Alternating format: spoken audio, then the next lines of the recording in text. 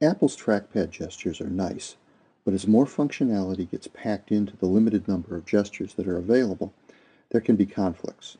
And here's a conflict that's been bothering me a lot lately. It's the two-fingered horizontal swiping gesture. In Safari, if you swipe from left to right, you go back a page in the browser history. If you swipe from right to left, you go forward a page in the browser history. Now this is assuming that there's a forward and backward page to go to. If you're at the last page, for example, and you try to swipe from right to left, you just kind of bounce. You don't actually go anywhere. Now the conflict arises when you have a horizontal scrolling field on the page, which you do in these iTunes preview pages. Now normally, when you do a right to left or left to right two-finger swipe gesture on your trackpad, when you're in a horizontal scrolling field, you'll scroll the field, but not in Safari. In Safari, left to right takes you back in the history. Right to left takes you forward in the history. Well, not always.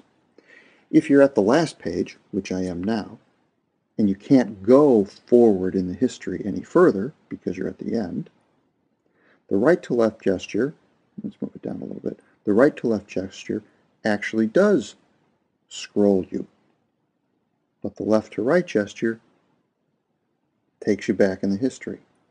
So what you end up with is a kind of ratcheting behavior with these two-finger swipes. You can only go in one direction with the swipe. Now, obviously I don't like this behavior, otherwise I wouldn't be here complaining about it.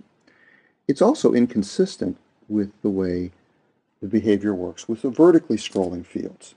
Now here I'm on a page that has a vertically scrolling field, and if my mouse pointer is in the vertically scrolling field,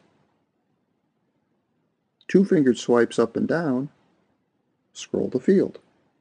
If I move the mouse pointer out of the vertical scrolling field, two-fingered swipes up and down scroll the page as a whole.